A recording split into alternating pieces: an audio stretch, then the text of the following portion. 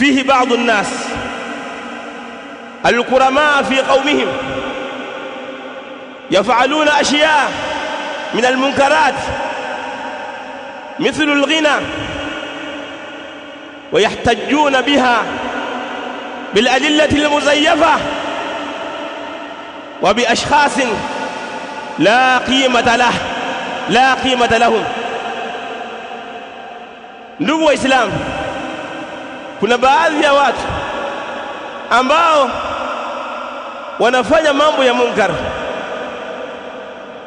kisha baadaye huyaletea dalili na kuyaletea ushahidi ambao ni feki, kwamba nimefanya hivi kwa sababu kuna ushahidi kadha, na huo ushahidi, hiyo dalili aliyoitaja, hajaleta maana yake kwa mujibu wa maulama, hajaiweka sehemu yake, au anastadili kwa watu ambao inawezekana sheria haiwazingatii.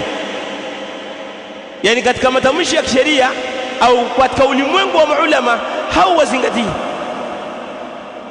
Kuna mtu mmoja aliimba katika baadhi ya maeneo, watu wakamnasihi kwa kheri, ilikuwa akubali nasaha kwa sababu anayekunasihi anakupenda.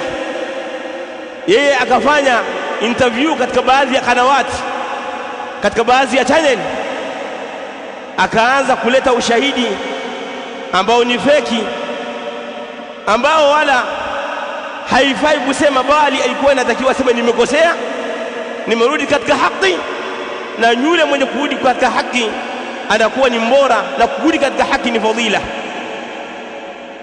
Kwa hiyo akataja mambo mawili ambayo yanamsababisha yeye kuimba.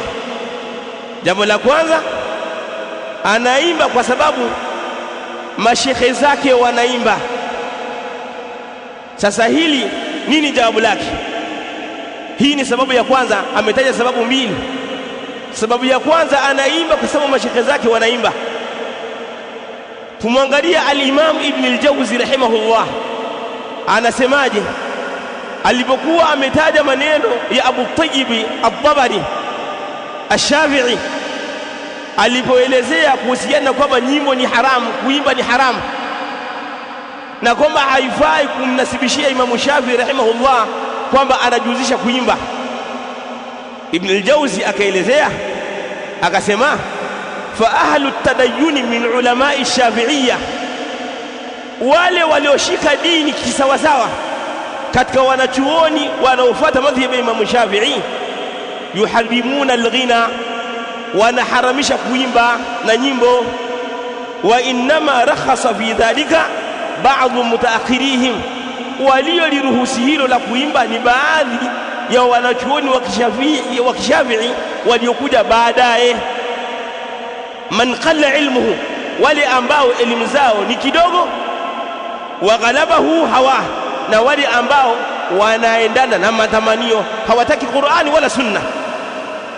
Kwa ukimkuta mtu ni mwanachuoni ajinasibisha na madhhabi ya Shafi'i, aimba, Ibn al-Jawzi anakuambia qalla ilmuhu, elimu yake ni kidogo, wa ghalabahu hawa, na matamanio yake ndiyo ambayo yanampelekesha, hapelekeshwi na kitabu na Sunna.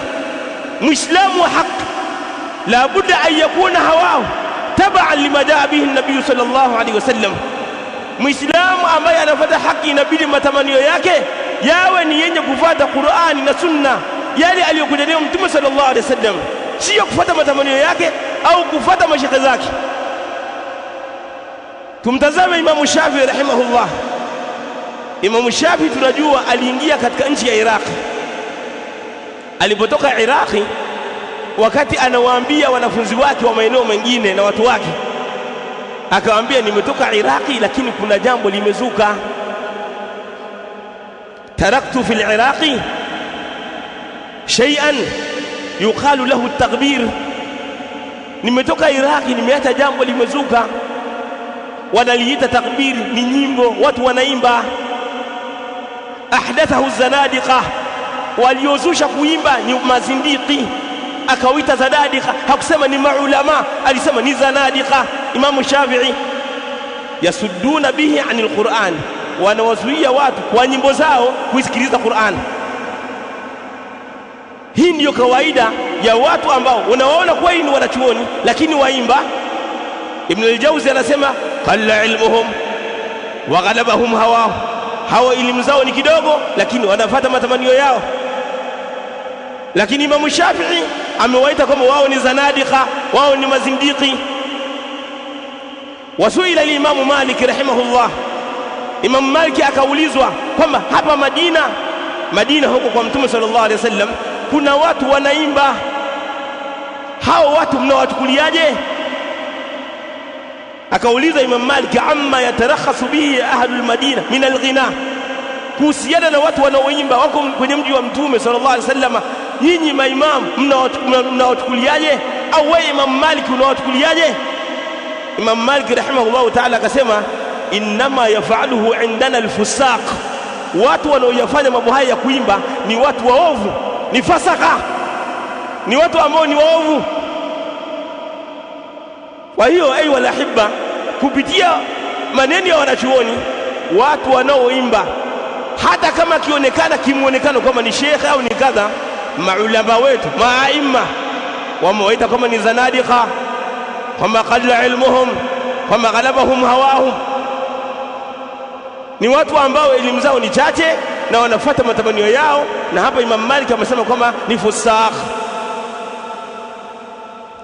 Hii ni swali la kwanza, tumelijibu. Swali la pili, alipoulizwa alijibu, alitoa sababu mbili. Akasema mimi naimba kwa sababu Mtume sallallahu alaihi wasallama ametuamrisha tuiimbe Qur'ani. Yani ukiwa unaisoma Qur'ani uiimbe, at-taghanni bil Qur'an. Akatoa dalili, laysa minna man lam yataghanna bil Qur'an, hayuko pamoja na sisi yule ambaye haitaghanni Qur'an. Hii piga mstari hapa kwenye man lam yataghanna bil Qur'an, yule ambaye hataghanni Qur'an. Nini maana yake? Je, maana yake ni kama alivyosema yeye kwamba tunaimba? Nini maana yake? Maana yake tukue maneno ya al-Imam al-Mawardi al-Shafi'i rahimahullah kwenye al-Hawi al-Kabir, lakini pia al-Hafidh an-Nawawi ameelezea kwenye Sharh Muslim, na al-Imam al-Khattabi ameelezea haya maneno kwenye Maalimu Sunan na wengineo katika aima kuelezea hadithi hii. Je, tafsiri yao maana yake tuimbe? Al-Mawardi akasema katika hii hadithi kuna tafsiri mbili. Tafsiri ya kwanza akasema man lam yastaghni bil Qur'an. Hii ndio tafsiri ya kwanza, man lam yastaghni bil Qur'an. Kwa hiyo Mtume aliposema hayuko pamoja na sisi yule ambaye la yataghanna bil Qur'an, kwamba haighani Qur'ani, yani maana yake hatosheki na Qur'ani. Muislamu inabidi tushike na Qur'ani katika mambo yako yote, katika maisha yako yote tushike na Qur'ani, na zile muktadhayat za Qur'ani tushike nazo.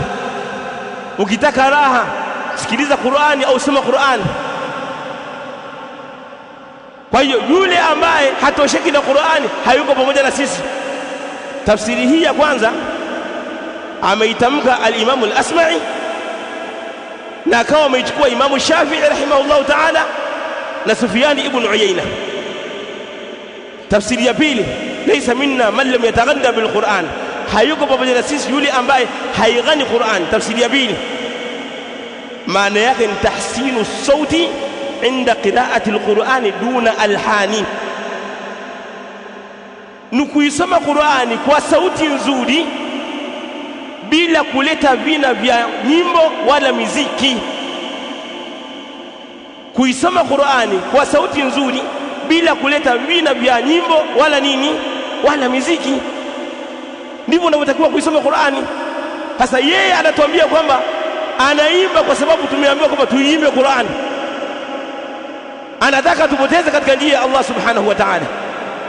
Nasalullah salamata wal afia. Ndugu zangu Waislamu, jueni sehemu za kuchukua dini, kuweni na thabati, msiwasikilize mashehe katika ile hali kama vile mtu anatafuta kiburudisho. Kuna watu wana wanapenda mashekha akisikiliza acheke afurahi. La, tafuteni dini yenu, kila siku ingize faida katika dini yako. Kupitia maelezo ya ahlul ilmi waliotangulia, wao wanaleta mambo mapya katika dini Allah subhanahu wa ta'ala. Kila mmoja atafuta thabati, kila mmoja ataulizwa peke yake mbele ya Allah subhanahu wa ta'ala. Wanaleta dalili, wanaziweka sehemu si yake, na sisi tumetafuta tafsiri za maulama katika hii hadithi.